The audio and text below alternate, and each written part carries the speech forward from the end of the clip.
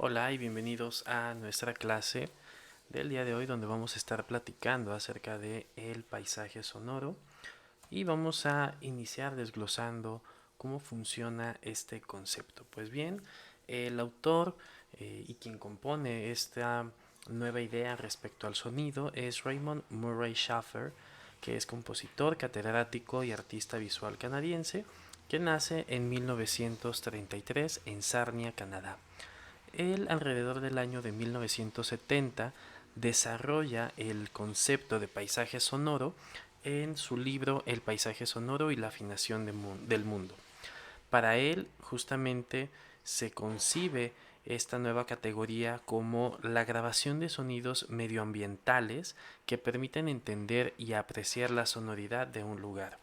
A él le llama particularmente la atención este tipo de sonidos, puesto que entiende que hay toda una relación simbólica con las personas y el lugar donde se producen y se escuchan ciertos sonidos. Vamos a ver que dentro de su libro dedica un capítulo hacia los rasgos del paisaje sonoro. Y Murray distingue tres rasgos para catalogar el contenido de un paisaje sonoro. ¿Por qué es importante catalogarlos? Porque dentro de esta carga simbólica y también en esta capa informática que vamos a estar capturando, necesitamos entender qué elementos son los más importantes y a partir de esto darle prioridad en su exhibición y documentación. Para él existen estos tres niveles que serían los sonidos tónicos, las señales y las marcas sonoras. Es importante distinguir que ninguno de estos tres pelean entre sí, sino que se complementan, a excepción de las marcas sonoras que entran dentro de las primeras dos categorías que a continuación vamos a explicar. Vamos a tener que los sonidos tónicos funcionan como el fondo donde está sucediendo la acción, las señales van a ser el primer plano y las marcas sonoras van a ser los símbolos o aquellos rasgos distintivos dentro de una ubicación geográfica y un espacio en específico. Los sonidos tónicos parten de la palabra o el término tónica, que es justamente un término musical y hace referencia a la nota que identifica el tono, que podemos llamarlo grave, medio o agudo, donde se desarrolla una composición. Es importante distinguir que la tónica en la composición va a perderse en ocasiones porque puede tener variantes un poco más altas, un poco más bajas, pero esa sería nuestra base de la composición de la canción que estamos generando. Esto quiere decir que no se van a escuchar conscientemente, sino que son sonidos casuales. Si nosotros hiciéramos una analogía desde la psicología de la perspectiva, estaríamos hablando con la relación de figura y fondo, y los sonidos tónicos o la tónica sería el fondo donde sucede. Esto es importante ya que la figura no puede existirse en un fondo, se queda como una masa ambigua, la cual no tendríamos relación de cuál es su nivel de importancia. Entonces también el fondo nos ayuda a contextualizar. En ese sentido, los sonidos tónicos serían creados por el clima y la geografía y pueden estar tan interiorizados en el imaginario colectivo que pasan desapercibidos. Sin embargo, cuando están ausentes, los sentimos ajeno y nos podría afectar la calidad de vida. Pensemos en un paisaje sonoro del campo, en donde probablemente tengamos aves y ciertos animales o el sonido del viento pasando a través de las hojas de los árboles. Todo este conjunto podrían ser sonidos tónicos, los cuales si los quitamos y los empezamos a sustituir por un claxon, por las llantas que se están desplazando sobre el asfalto, tendríamos un sonido tónico que obedece a la urbe o la ciudad, y entendemos cómo estos elementos se encuentran tan interiorizados que ya los omitimos con la escucha activa, es decir, que ya solamente forman parte de un ambiente, pero si no estuviesen necesitaríamos el contexto para entender qué está sucediendo.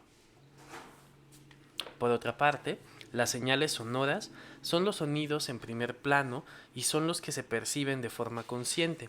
Si nosotros volvemos a nuestra analogía de figura y fondo, estos serían la figura.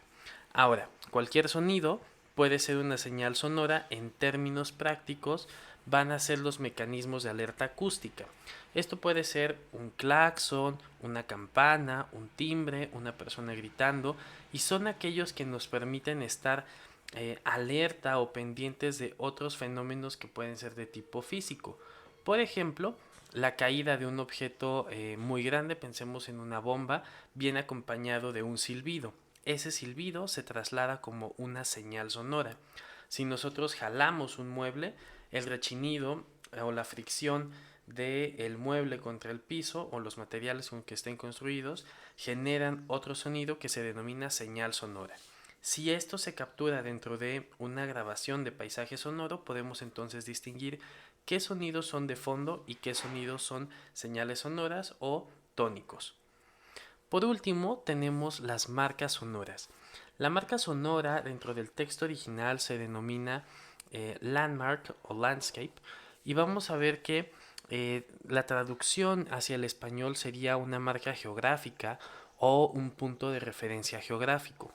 Estos van a ser el conjunto de sonidos que pertenecen a la comunidad y pueden o no ser generados por las personas que viven ahí, pero son únicos, y la gente que pertenece a estos grupos los percibe de una forma especial. Imaginemos el mercado con el famoso llévelo llévelo, donde generan un sentido de pertenencia hacia ese sonido.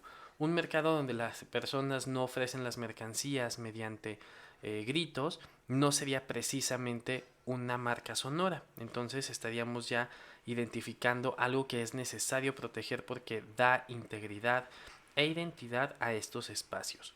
En este sentido, cuando son identificadas las marcas sonoras, estas deben de ser protegidas. Y vamos a ver que su identificación no depende solamente de el registro sonoro, sino de la investigación previa que se hace para llegar a identificar estas marcas sonoras.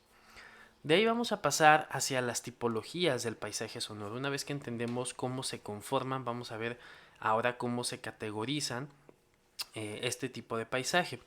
Vamos a tener el paisaje sonoro puro, donde no se modifican los registros. Esto es importante puesto que en el momento en el que damos grabar y detenemos la grabación con el stop o con el mismo botón de grabar, este archivo se considera un paisaje sonoro puro. En él no podemos hacer cortes, no se puede hacer balance de audio, y todos los accidentes o huellas sonoras o tonalidades que se encuentren dentro del archivo se tienen que dejar intactos. Esto nos funciona muy bien para registros de tipo documental, donde no necesariamente tenemos que dar una interpretación de la información. La que sigue sería la categoría de paisaje sonoro intervenido. En él sí podemos editar con cortes, podemos quitar ruido, podemos filtrar, podemos ajustar volumen, pero todo tiene que ser con el mismo archivo. Esto me va a permitir darle una temporalidad, pero poder contar esta historia de una manera ordenada, pero siempre utilizando el mismo registro.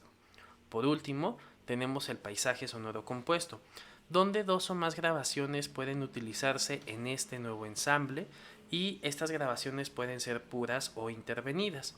Tenemos una variante que sería el paisaje sonoro compuesto en vivo, que se hace como una especie de performance obedeciendo un guión. Este tipo de paisajes es mucho más complicado y obedece a la rama del live sound performance. Entonces tenemos estas tres categorías que podemos utilizar para, una vez realizado nuestro registro de sonido, decidir cuál puede funcionar mejor. Si un paisaje sonoro puro, un intervenido o uno compuesto, teniendo en mente siempre qué es lo que deseamos comunicar, de manera fiel la información, hacer una interpretación subjetiva o generar una especie de collage sonoro que obedezca a una temática en particular. En los ejemplos que les voy a dejar en la página van a encontrar una serie de grabaciones de paisajes sonoros que obedecen a cada una de estas tres categorías y que nos pueden dar ideas para realizar nuestro trabajo de tarea. Tenemos dentro de las técnicas del registro sonoro varias opciones que nos van a dar diferentes resultados y van a capturar datos de una manera distinta. Esto va a quedar vinculado o va a obedecer a las necesidades creativas, de documentación o de ejecución de nuestro quehacer artístico. ¿Qué es lo que deseamos registrar? Pues bien, esto va a depender de la técnica que estemos utilizando. Viene acompañada esta diapositiva con un pequeño gráfico que va a ir cambiando a lo largo de las diapositivas para ilustrar de una manera mucho más dinámica estas técnicas. La grabación estática va a ser aquella donde el sonidista o la persona que está realizando el registro permanece inmóvil y puede ser que él me esté manipulando y monitoreando, que es escuchar cómo se está grabando la información durante todo este periodo del registro, o que simplemente deje el dispositivo. En este sentido, lo que tendríamos sería una posición geográfica específica durante un lapso de tiempo. La siguiente sería una grabación con traveling.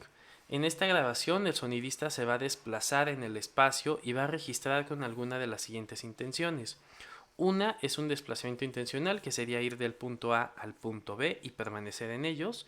A la deriva, que es ir siguiendo un poco las pulsiones de la geografía o el movimiento. Pensemos que este nos puede ayudar en el registro sonoro, por ejemplo, de una marcha o de una manifestación donde no sabemos hacia dónde se va a dirigir o cómo va a evolucionar, o podemos hacer un recorrido o desplazamiento con ida y vuelta. Dentro del traveling, que son las técnicas que habíamos mencionado, podemos tener paradas por intervalos, es decir, que vamos del punto A al punto B y vamos generando diferentes estaciones. Nos paramos 5 minutos en el punto A o en el punto 1, 5 minutos en el punto 2, 5 minutos en el punto 3, y los traslados pueden ser con tiempos variables. En este sentido, sería importante llevar un registro adecuado de qué es lo que va sucediendo para poder identificar posteriormente momentos clave que hayan sucedido en las pausas o en los desplazamientos. El que sigue también puede ser un trayecto específico sin paradas, donde solamente se registra el punto de inicio y el punto final. Es importante mencionar que el traveling se puede realizar a pie, en automóvil o en otros dispositivos, por ejemplo un dron, o colocar dispositivos de grabación en animales, peces o elementos que se desplacen a través del espacio, y aplica la misma técnica. Ahora, ¿cómo hacemos un paisaje sonoro? Primero tenemos que hacer una investigación documental que nos arroje los datos necesarios para entender el contexto donde vamos a trabajar.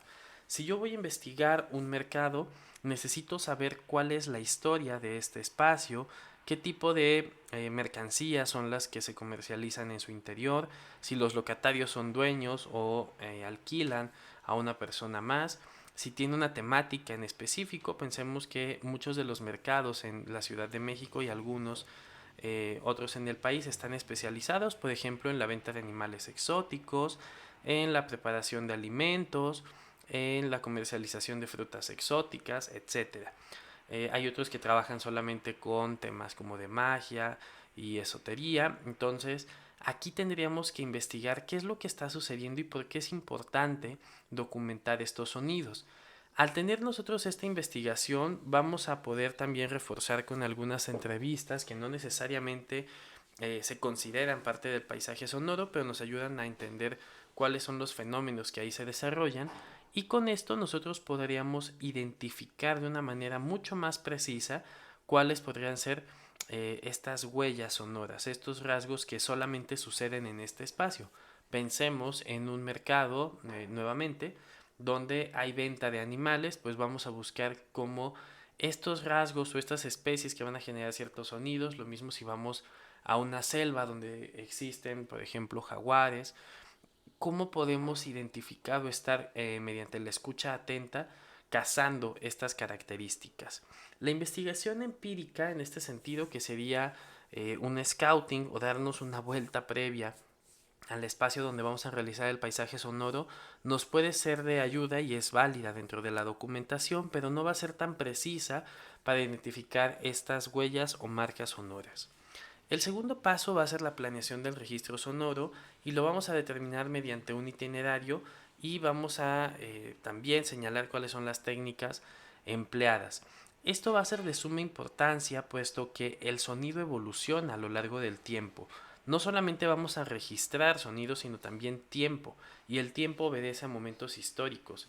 Si nosotros vamos a pensar a la villita el día 12 de diciembre nos vamos a encontrar con un festival que está lleno de tradiciones, que está lleno de movimiento, de rezos, de personas que van contando historias a lo largo del camino. Pero si nosotros visitamos en cualquier otra época del año o durante un contexto específico, pensemos en la pandemia, los resultados van a ser completamente distintos. Entonces el itinerario va a ser de gran utilidad para poder explotar a su máximo las características del paisaje sonoro. Ahora, vamos a tener que escuchar antes de grabar. Esto es un elemento de suma importancia, puesto que la escucha activa es un acto comunitario. Cuando nosotros nos disponemos a entender cómo funciona el espacio, quitando la capa visual, nos vamos a enfrentar a una serie de estímulos que son mucho más enriquecedores. Evidentemente van a estar acompañados de olores, movimientos, texturas que van a empezar a invadir nuestro sistema de percepción y que nos van a dar otro tipo de figuras que se pueden alcanzar a través del sonido. Si identificamos que hay un olor en específico, podemos también guiarnos dentro de la grabación hacia identificar cómo suena esta fuente de olor, por ejemplo. Entonces, antes de grabar, vamos a identificar cuáles son las mejores posiciones o ubicaciones geográficas para documentar estos periodos de tiempo. Vamos a tener también la posibilidad de monitorear previo al registro para nivelar volumen, es decir, hacer una grabación de prueba y escuchar si hay ruido del aire, si necesito modificar tal vez el tipo de micrófono que llevo, si lo hago con mi celular, tal vez está colocado en mi bolsa mientras me desplazo y la tela también está agregando información. Todo esto vamos a empezar a monitorearlo previo a nuestro registro final. Por último, tendríamos que hacer un registro del espacio con fotografía y o video para contextualizar en qué está sucediendo este paisaje sonoro. También es importante, aunque no siempre es necesario, la geolocalización del paisaje y el tipo de oyente que se generó, si somos un oyente pasivo o un oyente activo. La geolocalización nos va a ayudar a entender cómo ciertos sonidos suceden en partes específicas de la geografía y también la parte del fechado de las grabaciones. Uno puede entender los cambios o los movimientos a partir del sonido. Si es que hay fenómenos de gentrificación, yo puedo hacer un proyecto que vaya datando cada 2 meses, hacer intervalos de grabación, misma hora, mismo lugar, y entender cómo evoluciona este paisaje sonoro. Pensémoslo como hacer fotografía documental, pero en vez de imagen trabajamos con sonido. Y en el tipo de oyente que se generó, si nosotros estamos en una marcha, somos un oyente activo porque nos estamos desplazando dentro de todos estas fuentes sonoras que se están justamente grabando o documentando, o podemos ser oyentes pasivos y lo hacemos desde un balcón y solamente documentamos esto. También tendremos que pensar en la ética del sonido, hasta qué momento es necesario grabar todo. Pensemos también en la privacidad de las personas que nosotros estamos documentando, como lo hacemos con la fotografía, y pensemos siempre en la ética, cuál es la manera adecuada de tomar decisiones que no involucren a terceros o que pongan en evidencia temas susceptibles que son ajenos a nosotros.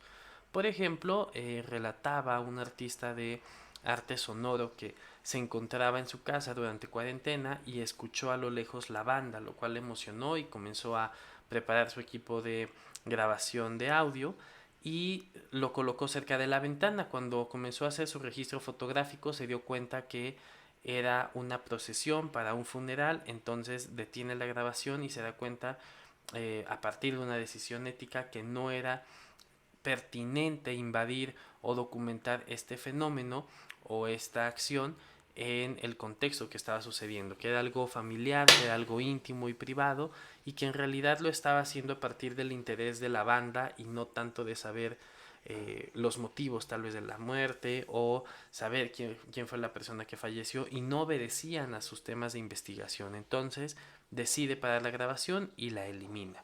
Esto es importante porque nosotros al final estamos generando documentos o archivos. Pensemos qué sucedería si somos aquellas personas que están siendo grabadas o documentadas y nos sentiríamos cómodos sabiendo que cierta información se está moviendo o filtrando. Obviamente puede quedar para un archivo personal, pero tener mucho cuidado en la manera en la que tratamos esta información porque involucramos a terceros. Por último, nos quedaría hacer la revisión del material, categorizarla y si es necesario, dependiendo del tipo de paisaje que ustedes elijan hacer, la edición o masterización de estos archivos. ¿Qué materiales se emplean para el paisaje sonoro? Pues justamente grabadoras de audio. Las grabadoras de audio van a ser estos aparatos que nos permiten registrar los cambios en la presión del aire, es decir, el sonido, y se van a almacenar en un soporte de tipo magnético como los cassettes o digitales como las memorias SD. Vamos a ver que al día de hoy existen todavía grabadoras de ambos tipos, para cassette y para memoria, pero nos vamos a centrar en las grabadoras digitales de audio porque es mucho más fácil el trabajo con sus archivos, tanto para descarga como edición y grabación. Vamos a tener en cuenta que las diferencias entre las grabadoras digitales son a partir de una serie de puntos. La primera es las entradas, que nos va a permitir extender las funciones de mi grabadora conectando un micrófono externo. Vamos a tener la siguiente sesión, una pequeña charla acerca de microfonía para profundizar en esta parte y que logremos entender por qué los micrófonos también tienen un papel fundamental a la hora de grabar audio. Entonces, estas entradas me van a permitir expandir o si no cuenta con una especializada para micrófonos profesionales, va a ir limitando la capacidad de acción de mis grabadoras. En las entradas también tenemos que revisar si tiene la posibilidad de tener alimentación Phantom o conexiones de XLR, que son las entradas para micrófono profesional, y si la pila que tiene incluida mi grabadora o la fuente de alimentación es capaz de alimentar también mi micrófono. Hablando de los micrófonos, la mayoría de las grabadoras de voz incluyen uno o varios micrófonos dependiendo el modelo que ustedes elijan y tiene formas distintas de capturar el sonido. Algunas, por ejemplo, se pueden extender o salir de la caja de la grabadora, otras se pueden dirigir y otras nos permiten intercambiar el tipo de micrófono para que capture un mayor ángulo de sonido. Así como nosotros tenemos ángulos de visión, que sería la visión cónica que el ojo nos permite, también los tipos de micrófono obedecen a ciertos diagramas. Tenemos cardioide, supercardioide y esto lo vamos a explicar a detalle la siguiente clase, pero es la manera en la que se recopila o se documenta el sonido dentro de este dispositivo. La alimentación de nuestros dispositivos también va a ser importante, saber si funciona con baterías externas o intercambiables o baterías internas y la manera en la que se cargan estos dispositivos. Si yo compro una pila que funciona a batería AA, necesitaré tener ya sea pilas recargables, las que va a llevar y unas de repuesto, y también pensar en el tiempo de vida de estas baterías, cuánto me da de operatividad. Por otra parte, puedo optar por grabadoras que funcionan con pila interna y que se cargan a través de puertos USB, y con esto podría entonces llevar una pila externa y extender el tiempo de operación, que obviamente está vinculado con la memoria de mi grabadora. Los costos de los equipos también pueden variar a partir de las características que habíamos mencionado antes. Tenemos unas muy económicas que valen entre 500, 600 pesos y otras que pueden subir hasta los miles de pesos por la calidad y el tipo de compresión o micrófono que utiliza.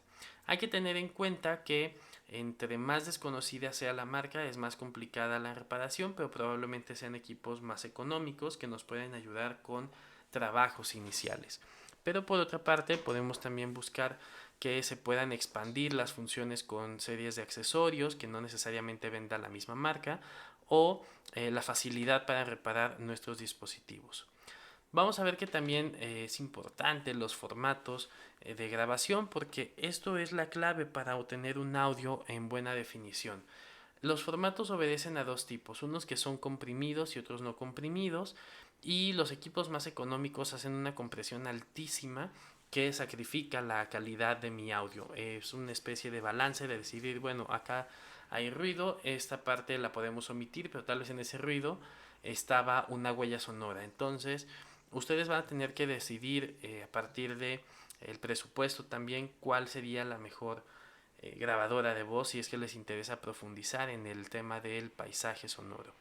Por último, la capacidad de la memoria. Algunos modelos tienen ya una memoria interna que no se puede expandir a través de tarjetas y es importante ver cuáles son los límites de grabación porque es independiente el tiempo de grabación de la memoria o la capacidad. Hay algunas marcas que optimizan muy bien el espacio y otras que graban en formato RAW o formato en crudo o sin compresión y aumenta la capacidad, disminuye el tamaño de la memoria porque aumenta el tamaño del archivo de grabación. Acá tengo algunas recomendaciones básicas, van en orden las fotografías. Tenemos el modelo Zoom H1, que es un equipo estéreo, es decir, que graba del lado derecho e izquierdo, al igual que la Tascam. Las dos se van en el mismo precio y en el mismo rango, aunque la Tascam nos ofrece ya opciones profesionales, entonces bueno, podemos optar como por esta segunda marca, mientras que Zoom es un poco más accesible y en algunos sitios web está con oferta.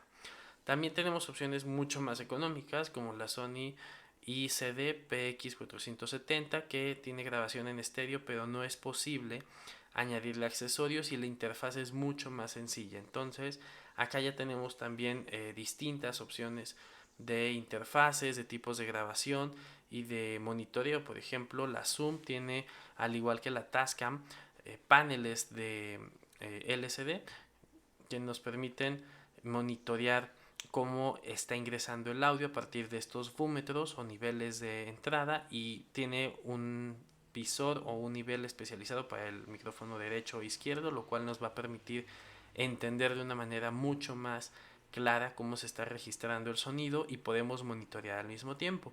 En estos tres equipos podemos conectar audífonos y escuchar cómo se está grabando y así no tener que hacer grabaciones de prueba sino seteando y dejando las fijas. Punto importante que tanto Zoom como Tascam tienen en la parte de atrás una rosca para el tripié o las bases estándar para fotografía, lo cual nos permite dejarlas fijas y no tener que dejarlas en el piso o andarlas cargando. Podemos usar monopiés también y son entradas universales, a diferencia de la grabadora de Sony que está pensada para periodismo y cargarla en la mano. Ahora, si nosotros no tenemos una grabadora de audio, la alternativa sería un celular y tendremos que descargar una aplicación que nos permita hacer una grabación en formato .aiff o formato WAV, que son formatos sin compresión, o directamente en las especificaciones de la aplicación, buscar que sea gratuita y nos permita grabar en formatos sin compresión. Pues bien, si tienen alguna otra duda, estoy al pendiente y nos vemos en la siguiente lección.